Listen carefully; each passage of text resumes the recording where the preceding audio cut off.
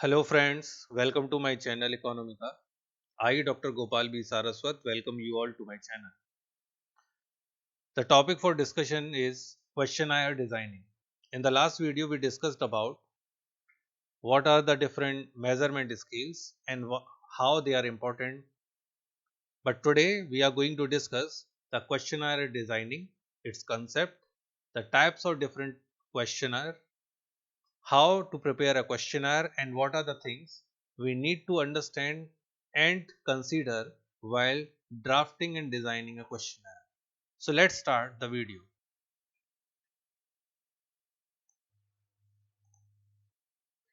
Criteria for questionnaire designing. The first and foremost requirement for designing a questionnaire is to clearly spell out the research objective. Why you are conducting your research, what is the major objectives, what are your research questions. So everything must be in sync. You have a research questions, you have your objectives, and according to your research questions and the research objectives, you draft your questionnaire.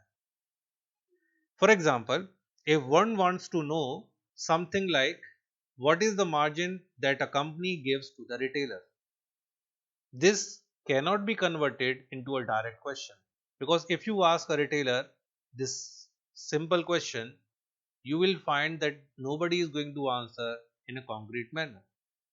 Therefore, one will have to ask a disguised question like the range or the percentage of margin one retailer is offering on a particular sale. So, for example, your options are 2 to 5%, 6 to 10%, 11 to 15%, 16 to 20%.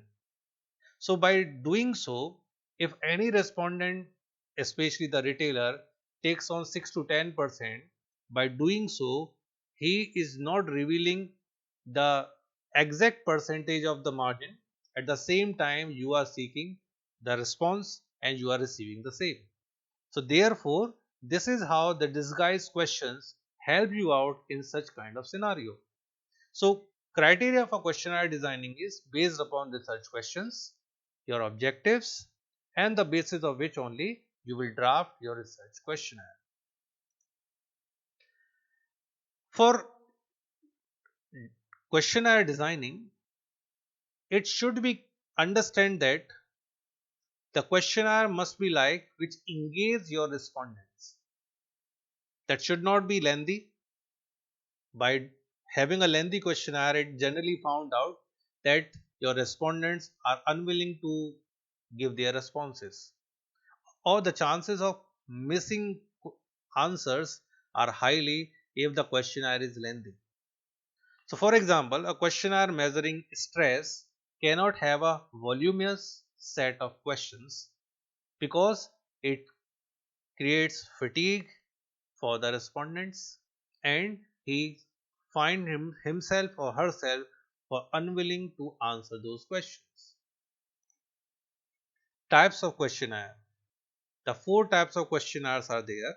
Formalized, unconcealed, which means that most research study uses this standardized questionnaire where question is formal but the meaning you are trying to take out of this question, or you want to uh, put this question towards your respondent in an unconcealed manner. This is a direct question you are asking and you expect the same answer directly from the respondent. Formalized concealed questionnaire where question is formal but what you are expecting as an answer or what is your objective for asking that question is never been stated to the respondent. So this is concealed formalized questionnaire. Third is non-formalized unconcealed question, which is question is asked in a non-formalized setting and the objective of asking the question is unconcealed. On the contrary, non-formalized concealed questionnaire where question is asked in non-formalized manner but in a concealed approach where you are not disclosing the objective of asking a particular question. So first is formalized and unconcealed questionnaire. For example, the question is, do you carry out any investment? So this is a formal question and unconcealed manner it is being asked. Either respondent will say yes or no. This is a direct formal question and you expect a direct answer from the respondent. Second question, out of the following option, where do you invest? Tick all that apply. So if investor investing in precious metal, real estate, stocks, government instrument, mutual funds or any other, so that respondent will tick mark that particular option. For example, the fourth question here, what is your source of information for these decisions of investments?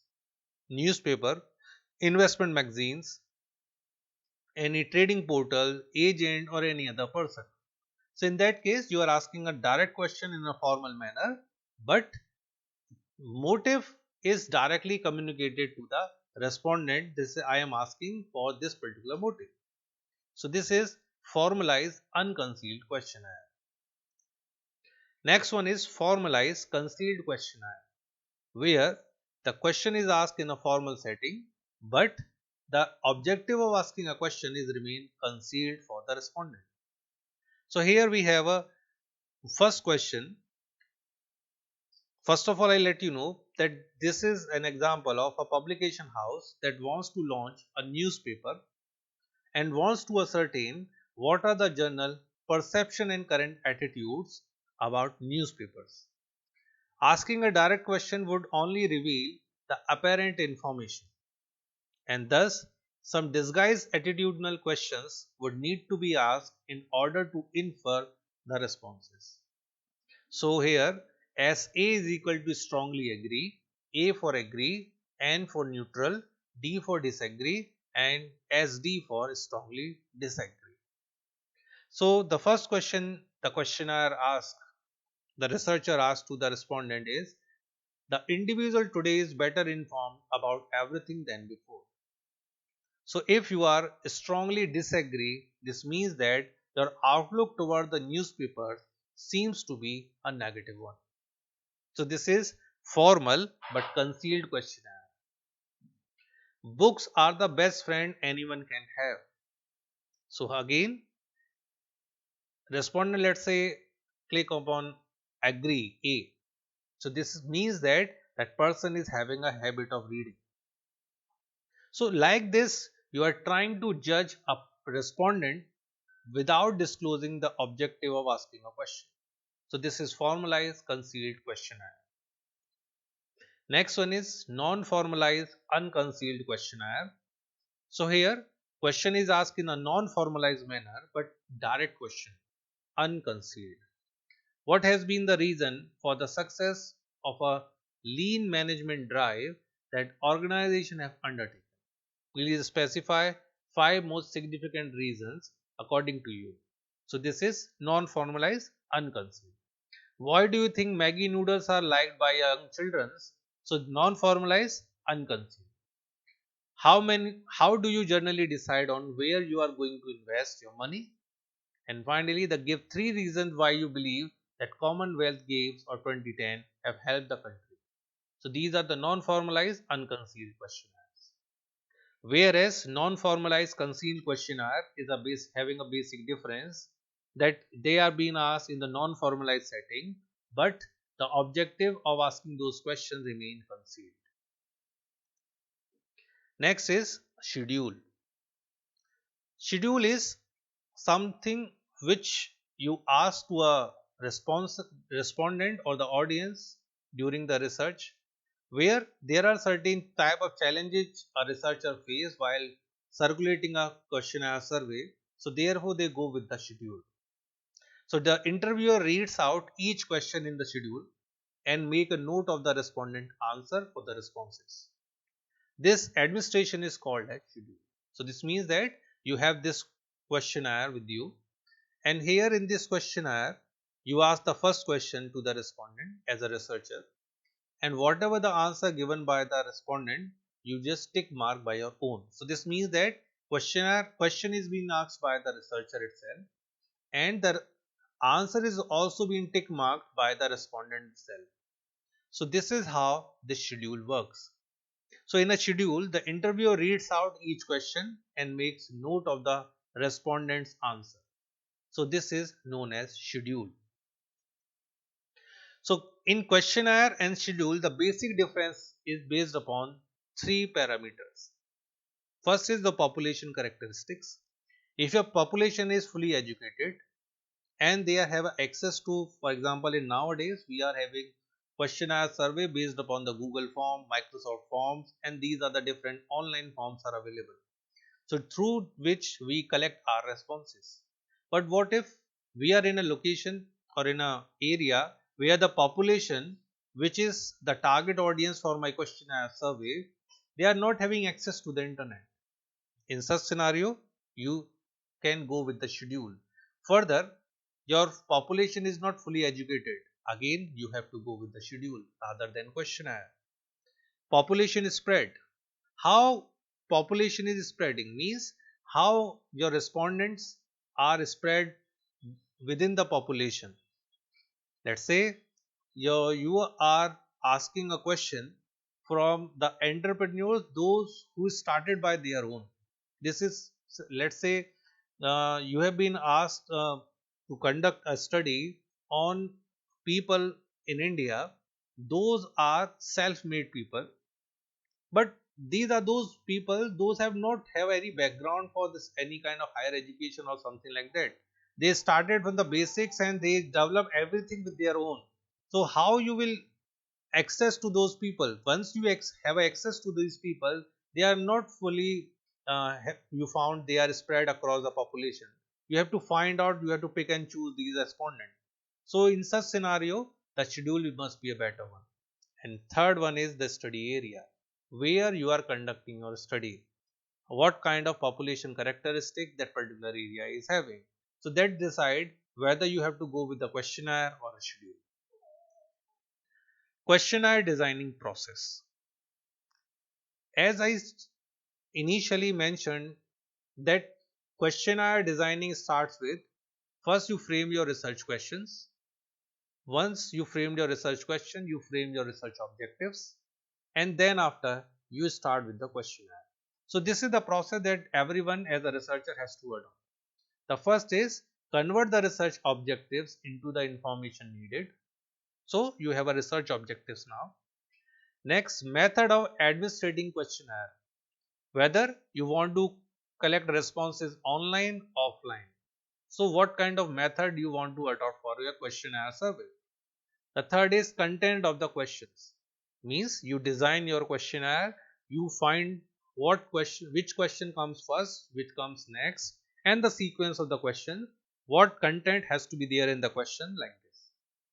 Moving ahead to the motivating the respondent to answer. Your questionnaire must be engaging one that engage your audience or the respondents. It also determines the types of questions. What type of question you must include in your questionnaire, that has to be defined.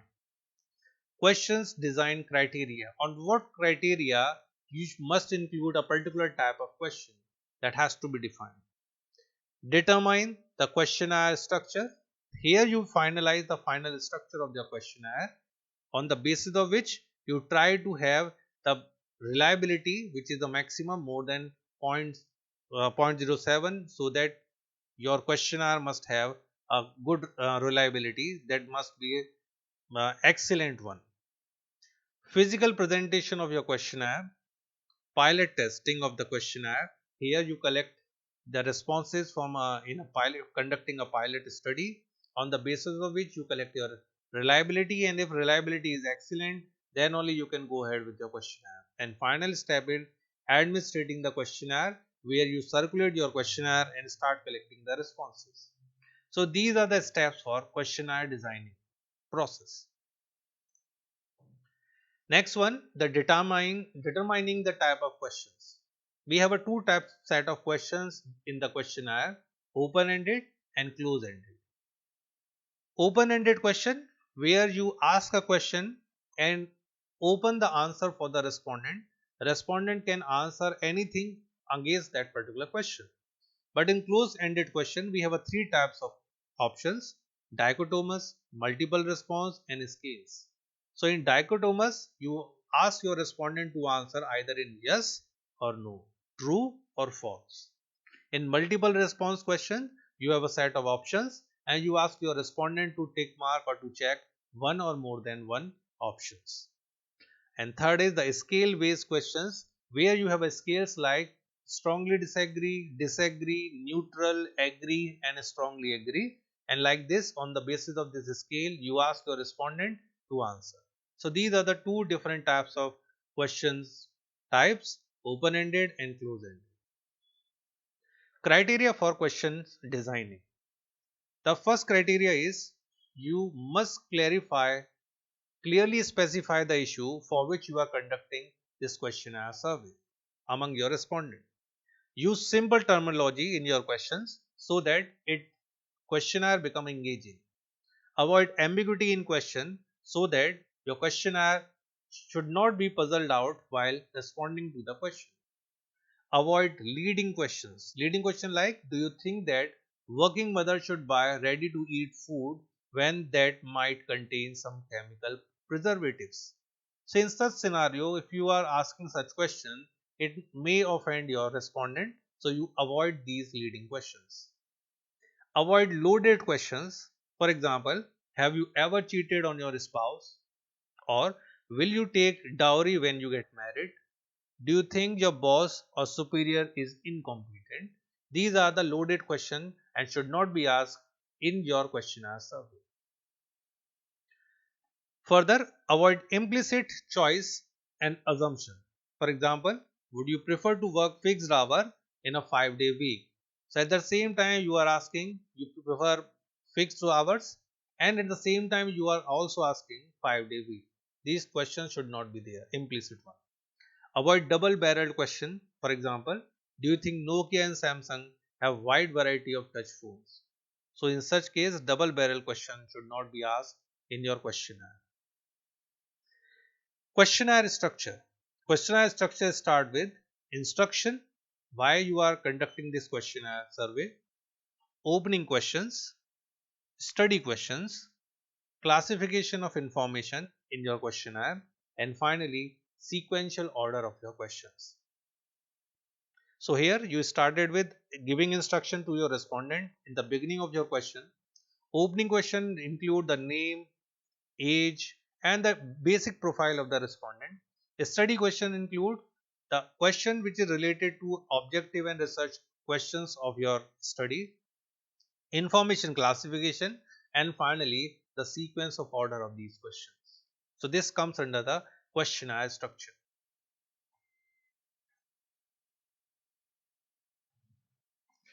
In today's scenario, we have a different online software and packages where you can conduct your questionnaire survey. For example, one website is sortoolsoftware.com, surveymethods.com, zoomerang.com, surveymonkey.com, and these are the some most of them are the paid one where you can start conducting your questionnaire survey. So you can go and visit these websites. Finally, let's go through the structure of a questionnaire, how questionnaire has to go with an example.